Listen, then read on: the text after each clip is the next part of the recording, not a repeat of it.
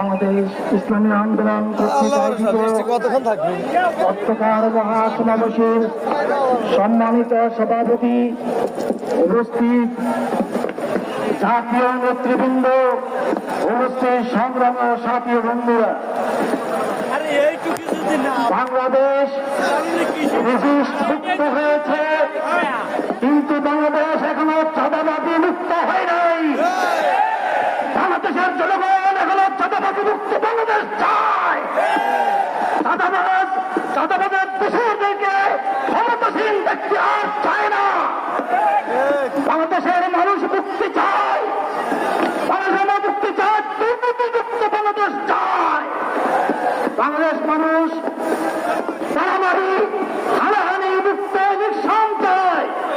যে ইলেকশন হবে না গুন্ডার প্রতাপ, যে ইলেকশনে হবে না মারামারি কাটাকাটি মামলা মোকদ্দমা হবে না খুদাখুলি। এই জন্য সংস্কার কমিশন চলছে। নির্বাচন কমিশনের ভিতরে আমরা প্রস্তাব পেশ করি, পিয়ার ইলেকশন হলে দেশে মারামারি হবে না, মামলা মোকদ্দমা হবে না, গুন্ডার প্রভাব থাকবে না, প্রভাব মুক্ত স্বেচ্ছায় মানুষ ভোট দিতে মানুষ সক্ষম হবে। হবে না কালো টাকা ছেড়ে হবে না, হবে না টাকা দিয়ে ভোট কিনে হবে না, মানুষের ইমান বিক্রি হবে না। এই জন্য আমরা বর্তমান সরকারকে পিয়ার নির্বাচনের আমরা এই সরকার এই প্রস্তাব গ্রহণ করার জন্য আহ্বান জানাই।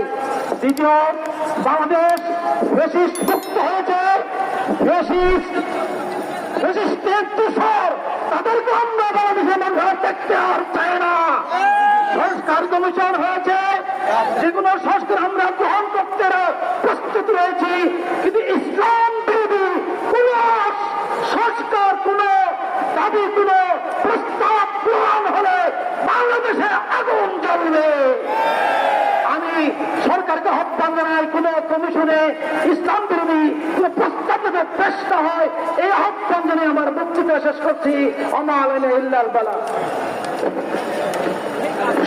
সাথী বন্ধুগণ, মহাসমাবেশের পর্যায়ে বক্তব্য রাখবেন আমার বাংলাদেশ পার্টি এবি পার্টির বিপ্লবী সভাপতি, সাবেক ছাত্রনেতা জনাব মুজিবুর রহমান মঞ্জু।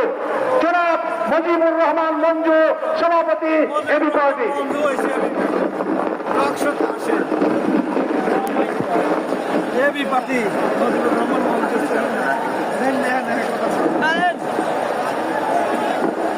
আলহামদুলিল্লাহ রাব্বিল আলামিন, সালাতু ওয়াসসালামু আলা সাইয়্যিদিল মুরসালিন ওয়া আলা আলিহি ওয়া আসহাবিহি আজমাইন।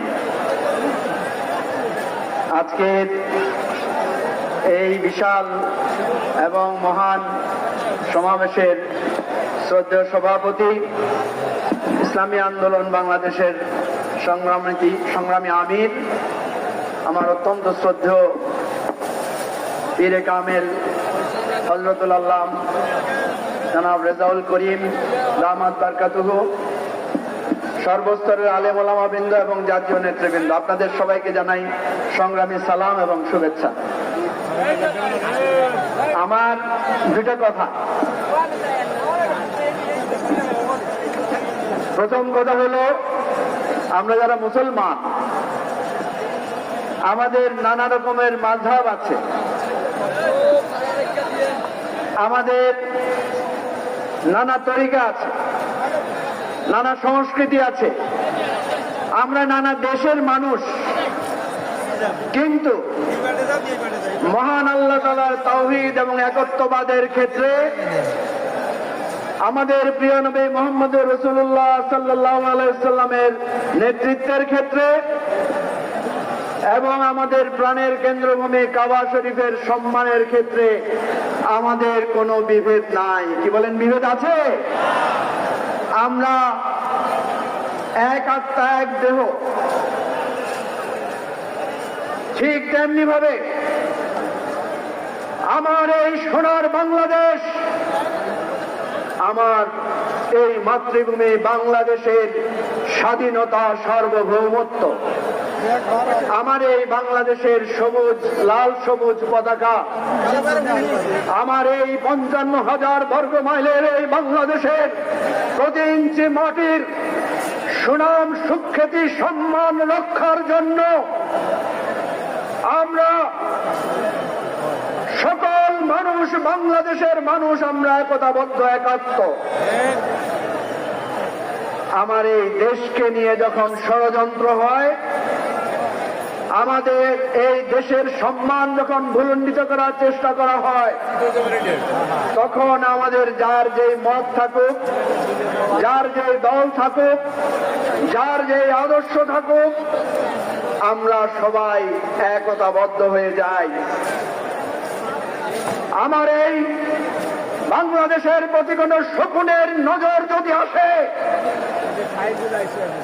যদি আমার এই বাংলাদেশের সার্বভৌমত্বের উপর যদি কোনো আঘাত আসে, আমার প্রত্যেকটি বাংলার মানুষ হয়ে যায় এক একজন নবাব সিরাজউদ্দৌলা, আমার এক একজন মানুষ হয়ে যায় এক একজন শাহজালাল, বাংলাদেশের প্রতিটি মানুষ হয়ে যায় এক একজন শাহ মখদুম, শাহ ফরহান। আমার এক একজন মানুষ আমরা সবাই হয়ে যাই শরীয়তুল্লাহ, আমরা সবাই হয়ে যাই আমাদের জেনারেল জিয়া, মেজর জলিল, আমরা হয়ে যাই হাফেজ হুজুর এবং হযরত মাওলানা ফজলুল করিম। শুধু তাই নয়, এই দেশের স্বাধীনতা সার্বভৌমত্ব বিপন্ন হওয়ার যদি আর কোন সূত্র আছে, আমরা এক একজন আবু সাঈদ মুক্ত হয়ে যাই। সুতরাং আমাদের জাতীয় ঐক্যের হিসাব পরিষ্কার, আমাদের জাতীয় ঐক্যের একটাই চিহ্ন, একটাই নাম, সেটা বাংলাদেশ। ধর্ম, মত, চিহ্ন, মতবাদ সমস্ত কিছুর ঊর্ধ্বে উঠে আমরা বাংলাদেশী।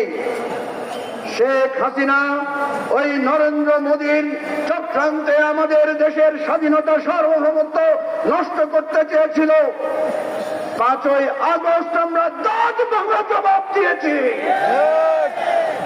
সাথী বন্ধুগণ, সুতরাং যতক্ষণ পর্যন্ত এই ষড়যন্ত্র নস্যাৎ না হবে, আমরা একতাবদ্ধ থাকবো।